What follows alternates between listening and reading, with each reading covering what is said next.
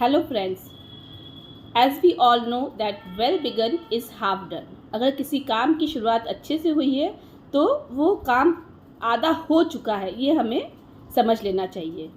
तो आज मैं आपको कुछ यहाँ पर ऐसी टिप्स एंड ट्रिक्स बताऊंगी एग्ज़ाम की प्रिपरेशन के लिए, ताकि आपकी एग्ज़ाम की जो प्रिपरेशन है वो एकदम परफेक्ट तरीके से हो जाए और आप अपने नंबर्स बहुत अच्छा स्कोर कर पाएँ।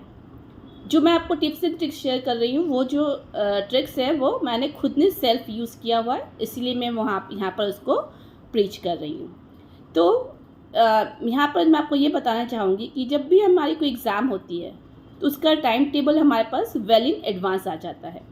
सपोजिंग कि कोई भी आपकी एग्ज़ाम है, it could be your mid term, pre mid, post mid, annual examination और इवन कोई पीरियडिक टेस्ट और कॉम्पिटिटिव एग्जामिनेशन, किसी भी तरीके का अगर आप एग्जामिनेशन देते हैं तो आपको क्या करना है कि जैसे आपके पास टाइम टेबल आता है, मान लीजिए 30 डेज़ पहले आ गया है, 1 month before you have receive the time table, तो अब आपको देखना है कि आपके कितने टोटल सब्जेक्ट्स हैं।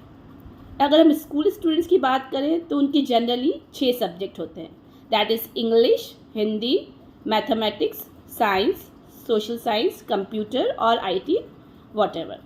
तो अगर हम बात करें यहाँ पर 6 सब्जेक्ट्स की, तो 6 सब्जेक्ट्स के लिए हमारे पास अगर 30 डेज़ है तो अगर हम उसको ऑन एन एवरेज डिवाइड करें तो we will get 5 days for each subject. हर सब्जेक्ट के लिए हमारे पास 5 दिन आता है। बट यहाँ पर आपको ये देखना है कि वो 5 डेज़ जो है आपको पर सब्जेक्ट में के अकॉर्डिंग डिवाइड नहीं करना है।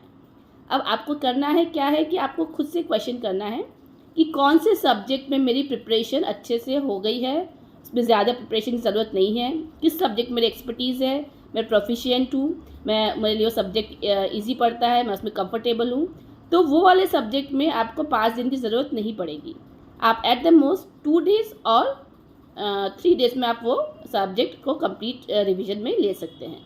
वहाँ पर जो आपके 2 डेज़ बचते हैं तो उसको वहाँ से रिड्यूस करके वो 2 डेज़ आप अपने किसी डिफ़िकल्ट सब्जेक्ट में ऐड कर सकते हैं।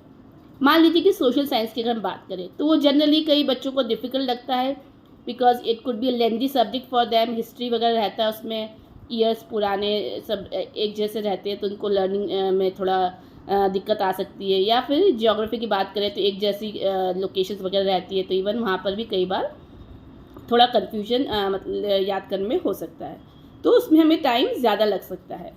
तो अगर हमने मान लीजिए हमारे इंग्लिश में प्रोफिशिएंसी है और हिंदी में या जो भी आपके सब्जेक्ट में, इट कुड बी मैथ्स और साइंस फॉर और कोई भी सब्जेक्ट, ये depends from student to student कि उनके लिए कौन सा सब्जेक्ट ईजी है। तो जो भी सब्जेक्ट आपके लिए ईजी है वहाँ के दिन कम करके आप अपने डिफ़िकल्ट सब्जेक्ट में ऐड कर सकते हैं, और वहाँ पर आपको इस तरीके से ज़्यादा टाइम मिलता है रिवीजन के लिए उस पर्टिकुलर डिफ़िकल्ट सब्जेक्ट में।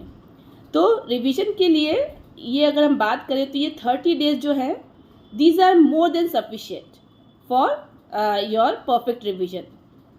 देखिए, जो हमारी पूरे साल भर की रेगुलर स्टडीज़ है उसका इम्पॉर्टेंस की कोई कंपेरिजन नहीं हो सकती है, but at the same time revision is equally important. अगर आपने साल भर पढ़ाई करी है और लास्ट टाइम अगर रिवीजन नहीं कर पा रहे हैं तो फिर आपको लगता है कि आप में कॉन्फिडेंस वो डेवलप नहीं हो पाता है कि जो कि आप एग्ज़ाम में अच्छा परफॉर्म करेंगे कि नहीं करेंगे। इसलिए रिवीजन की भी इम्पॉर्टेंस को हम नेग्लेक्ट नहीं कर सकते हैं। तो revision is equally important.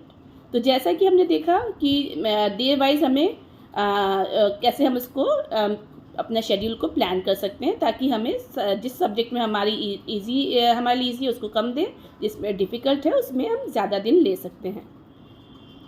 Last में आपको एक चीज़ का ध्यान रखना है कि जो सब्जेक्ट आपका सबसे पहले आ रहा है टाइम टेबल के शेड्यूल में, उस सब्जेक्ट की तैयारी आपको सबसे लास्ट में करनी है। ऐसा नहीं कि आपके पास 30 डेज़ बचे हैं टाइम एग्ज़ाम में, तो आप 30 डेज़, शुरुआत के 30 डेज़ में आपने मान लीजिए आपका फर्स्ट पेपर इंग्लिश का है तो आपने इंग्लिश की तैयारी शुरुआत के दिनों में ही कर ली है। उसने इसका रीज़न क्या है कि आपको तब आपने इंग्लिश पढ़ लिया शुरुआती दिनों में, देन अगेन एग्ज़ाम के पहले आपको फिर थोड़ा हमें लगता है कि हमें अभी फिर से एक बार पढ़ने की ज़रूरत है, फिर आपको रिवीजन की ज़रूरत पड़ेगी। तो एक ही सब्जेक्ट में आपका 2 बार टाइम जा रहा है।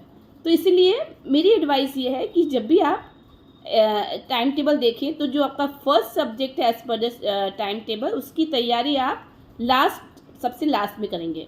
अगर मैथमेटिक्स है, आप 5 दिन पहले, लगता है कि 5 दिन चाहिए, तो 5 दिन पहले से मैथमेटिक्स पढ़ना शुरू कर दीजिए एग्ज़ाम के। अगर इंग्लिश है, हिंदी है, जो भी आपके लिए ईजी है, उसको इस अकॉर्डिंगली आप 2-3 दिन के हिसाब से उसके पहले उसकी तैयारी शुरू कर दीजिए।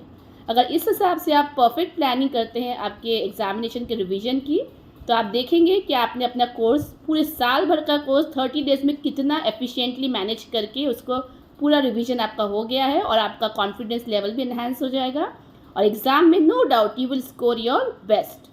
सो for today, this is all for today, and I wish you all the best for your examination. We'll share next tips and tricks in the next video. If you like my tips, and if you have liked this video, kindly like, share and subscribe my video. Thank you so much. Have a good day. Bye. Take care.